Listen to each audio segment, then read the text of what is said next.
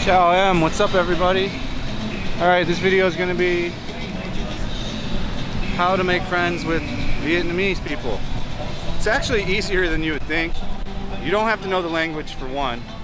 I mean, it would be a good idea to brush up on a bit of Vietnamese. Like, I didn't study any Vietnamese. I didn't even know one word actually when I got here. I probably should have studied, but I was too busy in the year. You know, I planned my move a year ahead and I had so many things to take care of, selling everything, all this stuff, so clients, etc., etc. But all right, let's flip this girl around. We don't need to look at my fat sexpat face. And let's get to the topic at hand. Troll them back, right? Anyway, so, you know, the first way I met my first few Vietnamese friends was sitting at the coffee shop. Like, just literally sitting at the coffee shop. I made friends with the first person I made friends with was the lady that ran the coffee shop at the coffee shop I used to go to. And she was super cool. She knew English, of course, so that helped. But then at that same coffee shop, I met like 3 other dudes, varying ages. The younger, the better you're gonna do with communication. Oh, we got a stoner. You don't see that often. But the best thing you're gonna do is with younger. It's easier. The communication, they usually know quite a bit more English, especially if they went and studied abroad or went to college. They usually have a mastering of English. But even outside of that, if you don't know English, if they don't know English, like I met quite a few homies on just Boi Ving, just like sitting on, why they gotta be playing copyrighted music? But yeah, just sitting on Boi Ving, drinking alone, like on one of the little stools outside of one of the places. We're gonna walk, we gotta go this way because they're playing heavily copyrighted music. I've never gotten a copyright strike. I just get claims, and when you get a claim, that just simply means you can't earn ad revenue off that video. And in the beginning I didn't care because I had no ad revenue. But now Papa's money comes from ad revenue, so I care about it. They've got a kind of cool feature now that snips out the because usually it's weird, they only copyright like a small section. Like say a 3-minute song is going, they'll copyright maybe 30 seconds of it. So then you can just snip that 30 seconds out and Bob's your uncle. But yeah, back to the topic at hand. I had no problems and still have no problems meeting and making Vietnamese friends. In fact, we'll do a vlog with a few of my Vietnamese buddies in the next week or two. We'll go out and have some drinks and eat some food or something. And yeah, one guy I know, he knows like perfect English because he studied abroad. Oh, now they're jacking up the sound. I'm sure there's a little bit of wind too, so audio might not be best on this. It might not even be usable. We'll see. This girl looks like she has autism. Won't film her. But yeah, I find it to be actually really, really easy to meet Vietnamese friends. I don't have a problem doing it. But like I said, I met my first few buds and first female friends that are just friends at the coffee place.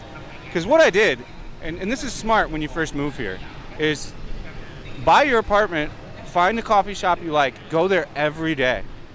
Get to know the staff, and then get to know the people that come there, because usually the same people come every day. And quickly you can make a little network of people that you've met. And oftentimes I would get approached. I don't even think ever I talked to someone first. It would always be like a dude would be sitting next to me, and I would edit all my YouTube videos there. So I'd bring my laptop. I had like a 2-hour charge on the battery, and I would just edit videos. And I would look at, you know, I was trying to buy a motorbike my first 3 months, so I'd look at used motorbikes for sale, new motorbikes for sale. But yeah, I would just edit videos. So usually once every 3 or 4 days, someone would just say hello and then ask me where I'm from. That's like their favorite question here. And yeah, there you go. We would start talking, and it's very common here to change contact information when you meet someone, especially if you guys get along, to then hang out again. So in my opinion, I find it to be super easy to make friends here. I had zero issues, and still to this day have zero issues. Granted, I don't go out nearly as much as I used to. I used to go out every single night for my first 6 months, and now I go out once every 3 weeks maybe, like actually out with buddies to go drink or do something. And that's just simply because I enjoy spending time at home. I enjoy spending time with Winnie, so I don't need to go out. And I'm not single anymore. It's going out all the time is a single man's game. And it's a fun game here. I mean, don't get me wrong. There's lots of pluses to it. I mean, let's be real. But yeah, it's fairly easy. Going to a coffee house, sitting out drinking at Boy Vane, or even anywhere where drinking is, a bunch of people are gathered. Very oftentimes, I've been in like Hair of the Dog, clubs too. You can go to clubs, and if you just go by yourself and they see you standing at like a table by yourself drinking, someone will come over and be like, come drink with us. Now, it might be to show you off that like a white guy's at the thing, and you can kind of identify that right away.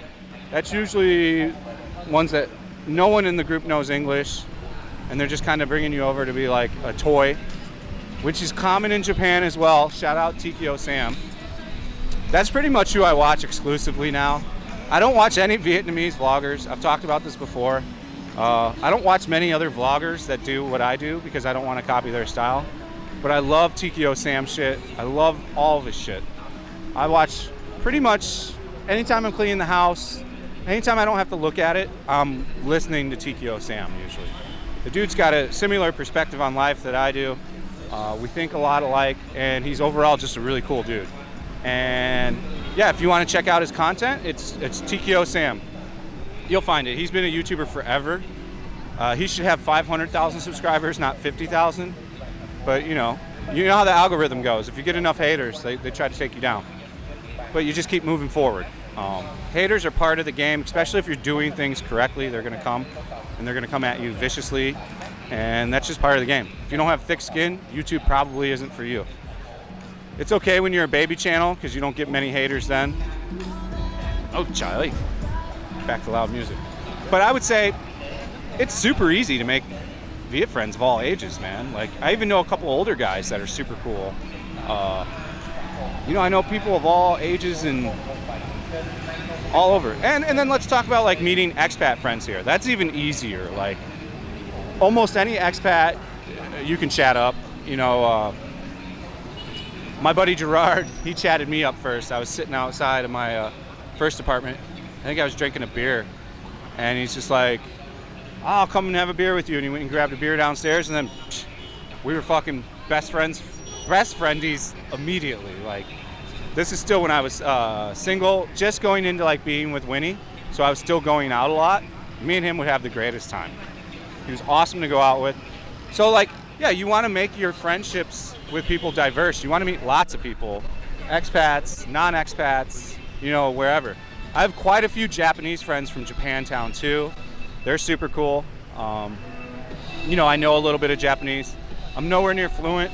It's why I keep putting off learning Vietnamese, because I'm still learning Japanese, and it's very difficult to try to learn two languages at one time.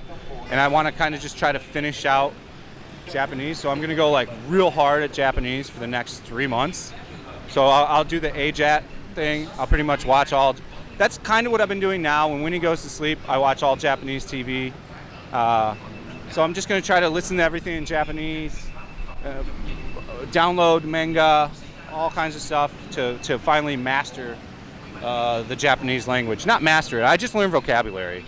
I believe vocabulary is the way to languages. You're not going to speak perfect, but you're going to know what's happening in the conversation, and you're going to be able to progress forward in the conversation and not be lost. So that's the same way I'll treat Vietnamese when I go to learn Vietnamese. I'm just going to learn vocabulary and then worry about the other shit after I know a lot of the vocabulary. And I already know a lot of the vocabulary in Japanese. In fact, today, 2 guys were in the elevator, Japanese guys in my elevator, and I had my workout gear on, so it's like a tight shirt, so you can see my man tits and you can see my belly. And they were talking about it. They were talking about like how big my tits were on the way down. And then on the on the way out, I said, "Arigatou gozaimasu, John." And they looked at me like, holy shit. They had seen a ghost. Like, But it's kind of like that in Japan. If you're fat or if you have tits and you're out, sometimes the Japanese will be like, why are you fat? Like, it's just the way it is. I'm going to eventually do a video of how it is being fat in Vietnam. And that comes from Tikio Sam. That's 100% copied from his video of how it is being fat in Japan. So I don't think the differences are going to be much. They're kind of the same.